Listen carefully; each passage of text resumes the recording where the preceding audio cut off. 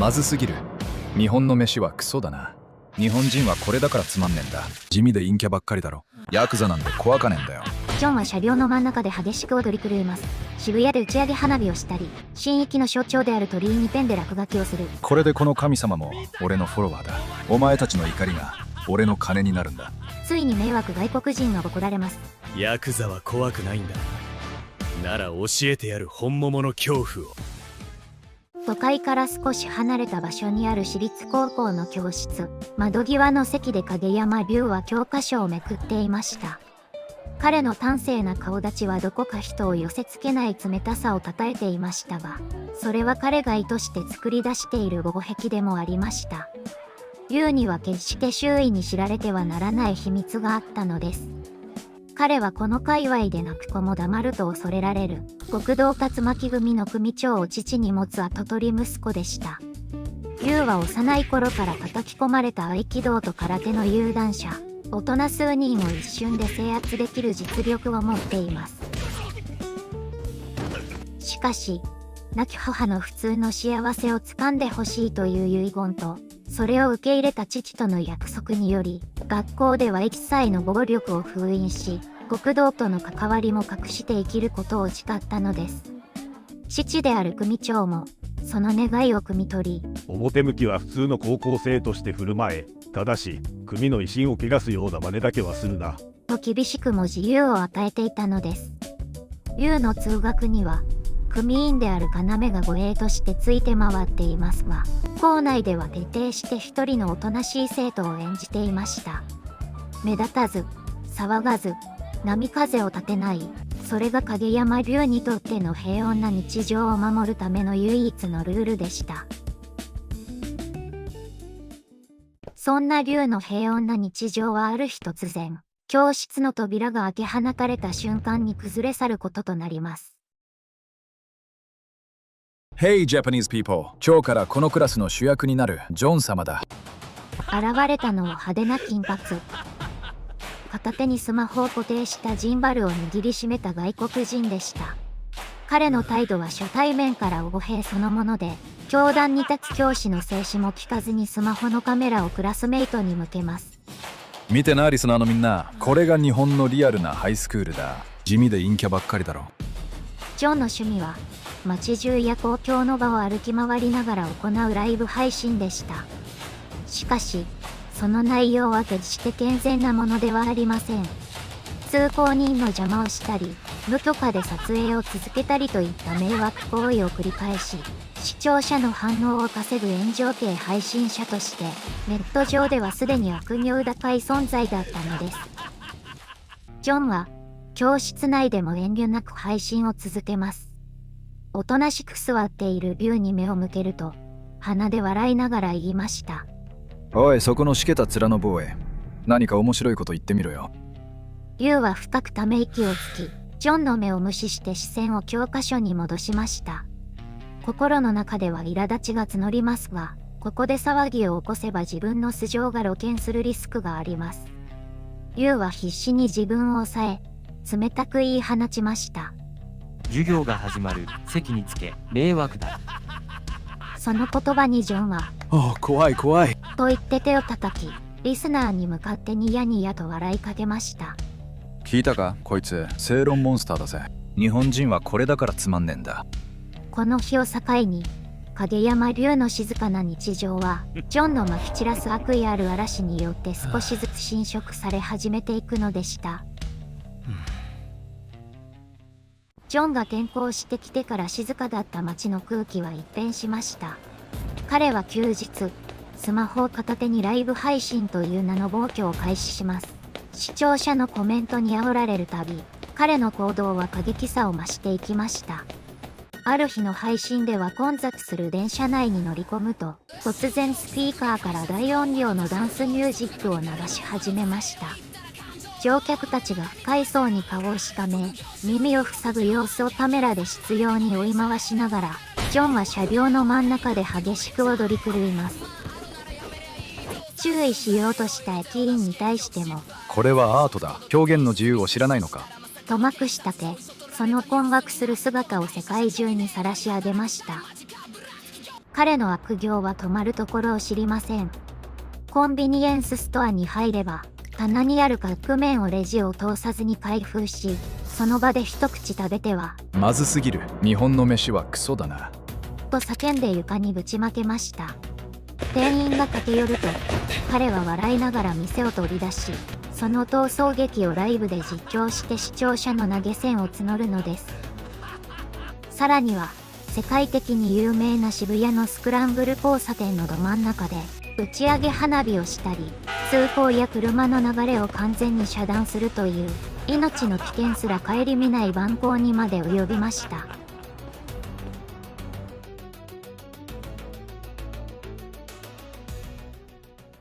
ジョンの標的は、ついに罪のない個人や日本の伝統にまで及び始めました。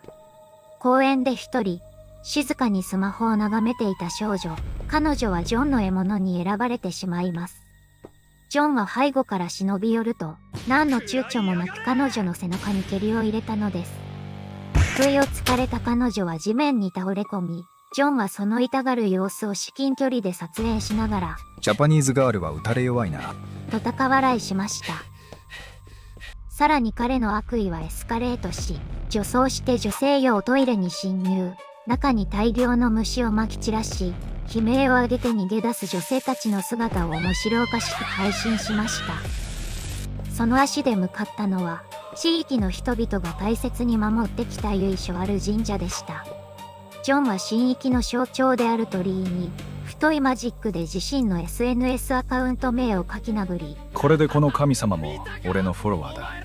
と信仰を冒涜するような発言を繰り返しました。これらの映像がリアルタイムで拡散されるたび、SNS 上では怒りの炎が燃え盛りました。いい加減にしろ！誰かこいつを捕まえろ！という悲痛な叫びがあふれ、ジョンのコメント欄は批判で埋め尽くされます。しかし、批判が集まれば集まるほど、ジョンの炎上商法は成功を収めていました。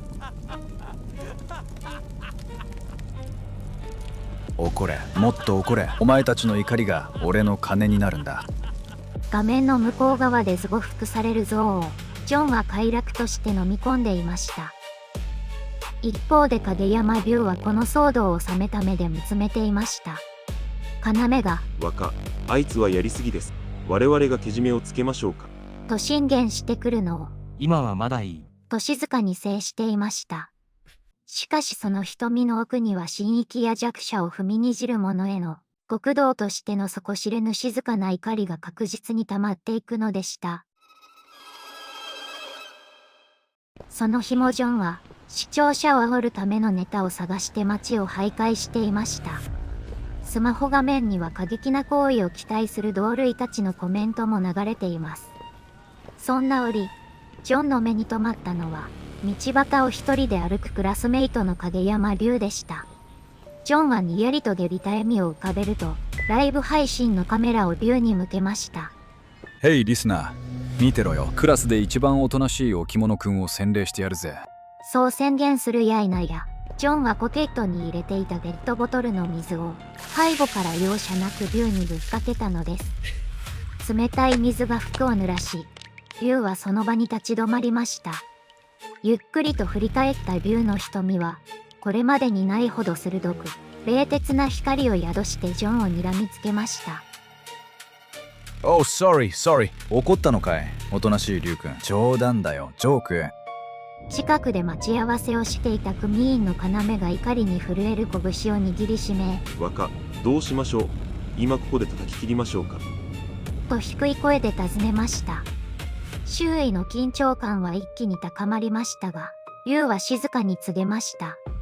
ほっとこう。今はまだその時じゃない。龍は挑発に乗ることなく、ゴミを見るような一別をジョンに投げ、その場を去りました。7時間後、ジョンの配信はさらなる神回を求めて過熱していました。リスナーの一人がコメントしました。この住所の家の塀に落書きできたら神ジャパン。提示された住所は、都内でも有数の静謐な一角にある、重厚な門構えの屋敷でした。ジョンはその家が誰の持ち物かも知らず侵入し、スプレー缶を手に塀に汚らしい文字を書き殴りました。落書きを終え、最高の盛り上がりを見せた直後、不運にもジョンのスマートフォンのバッテリーが切れ、配信が途絶えました。静寂が訪れた夜の闇の中、屋敷の扉がゆっくりと開きました。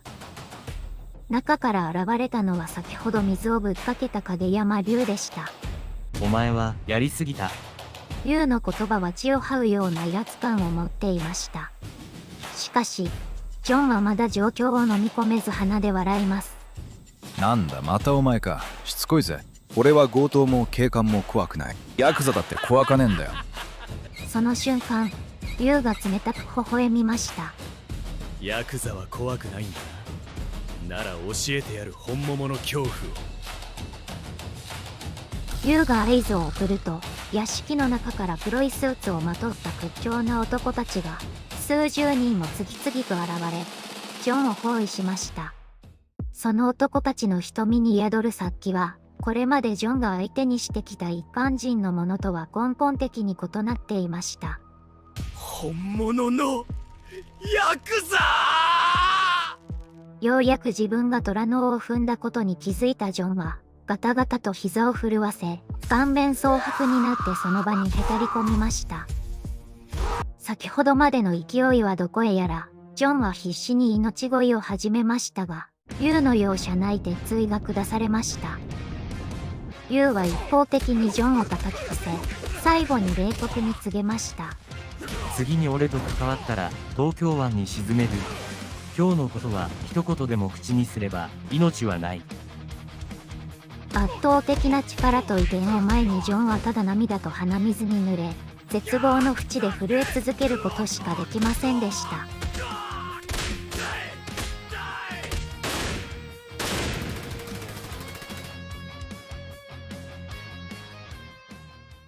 地獄のような恐怖を味わった翌日、ジョンの心は修復不可能なほどにへし折られていました。学校へ行けば、あの冷徹な瞳を持つ龍が座っている。そう考えただけで全身の震えが止まらず、ジョンは登校を断念しました。しかし、彼の歪んだ承認欲求は、死の淵を歩いた恐怖すらも最高のネタとして消費しようとします。ジョンは命の危機を感じて龍に近づくことだけは避けながらも、河川敷で再びライブ配信を開始しました。ヘイリスナー、昨日はマジでヤバかったぜ。でも俺は死んでねえ。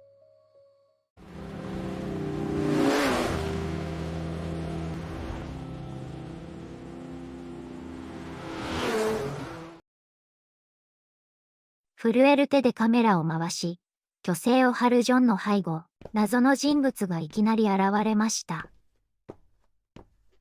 ジョンのライブ配信を逆手に取り、画面に映る風景からその居場所を完全に特定したのです。この前は、よくもやってくれたな。それは、先日ジョンが無抵抗な背中に蹴りを入れた被害者、天塚のぞみでした。やっと見つけたぜ。ジョンのスマホは地面に叩きつけられました。配信が続いたままの画面には、空とジョンの無様な声だけが流れます。のぞみの攻撃は容赦のないものでした。彼女にとって卑怯な振る舞いでしか威張れないジョンをボコるのは楽勝でした。昨日竜に受けた傷も癒えぬまま、ジョンはのぞみの手によって完膚なきまでにフルボッコにされました。その直後、サイレンの音が河川敷に響き渡ります。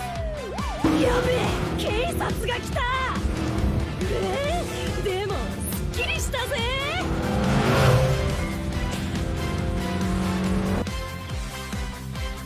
配信を見ていた視聴者からの通報、そしてこれまでの余罪を追っていた警察が、ついにジョンの身柄を確保するために現れたのです。ジョンは地面に這いつくばったまま、暴力行為や迷惑行為の容疑で逮捕されました。彼の悪名誉高い配信チャンネルは、皮肉にも自らの破滅を全世界に中継する舞台となったのでした。翌日、学校内はジョンの逮捕と、それにまつわる衝撃的な噂で持ちきりでした。ジョンが最後に落書きをした屋敷が竜巻組の本宅であったこと、そして配信で水をかけられていた影山龍が、実はその跡取り息子であるのでは、という話が、尾ひれをつけて広がってしまったのです。龍が投稿すると、周囲の視線は以前の透明人間に対するものではなく、腫れ物に触れるような明らかなナイフと拒絶に変わっていました。平穏な日常はジョンの愚行によって跡形もなく破壊されてしまったのです。帰宅後、龍は組長である父に呼び出されました。龍、お前の正体が噂になった以上、これ以上この学校にとどまるのは危険を及ぼす。だから別の町の学校へ行け。父の命令は絶対でした。しかし、それは龍にとっても望むところでした。今の学校には、もう彼が求めていた普通の生活のかけらも残っていなかったからです。次はもっと普通の学生生活を送りたいもんだ。誰もいなくなった放課後の教室で、龍はこつりと独りごちました。彼は夕日に染まる校門を後にしました。転校先は少し離れた町にある、何の変哲もない教学校です。影山龍という龍がその牙を隠して再び眠りにつく場所。そこには、まだ見ぬ新しい出会いと天野めぐという少女が待っています。龍は思い足取りながらも、かすかな希望を胸に、新しい物語の舞台へと一歩を踏み出すのでした。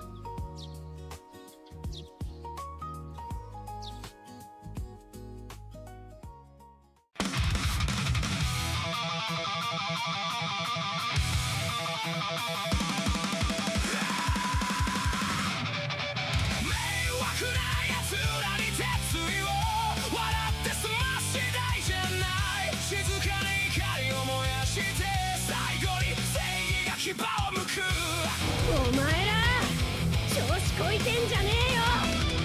カメラ片手に暴れ回り、人の尊厳すらネタにする。止めても聞かないその態度、積もる怒りは限界突破。踏み越えた一線戻れない静寂の中で響く覚悟、隠してた本性解き放ち、悪を裁く時が来た。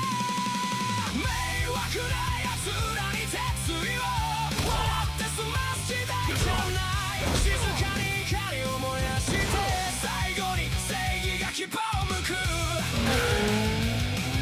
そうか、ぶっ殺してやんよ。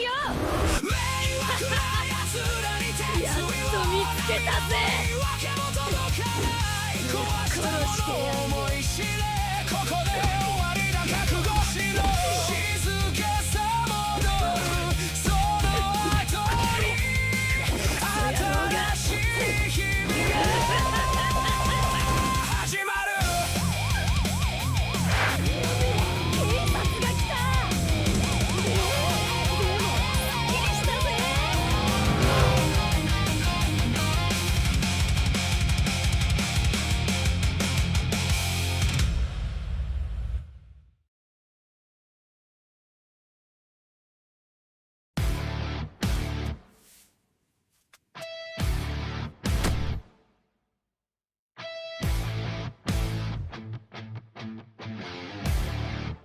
ジョン、やばいぞ。誰だこいつは。ぶっ殺す。天塚のゾン覚えたぞ。あなたの会社はブラック企業ですか？必死に就職活動を続ける望む。面接でボロクソに言われたはずなのに即日採用。望むの顔に不気味なほどの笑みが浮かびました。彼を待ち受けていたのはパワハラ。ブラック企業に天罰が下る爽快ストーリー。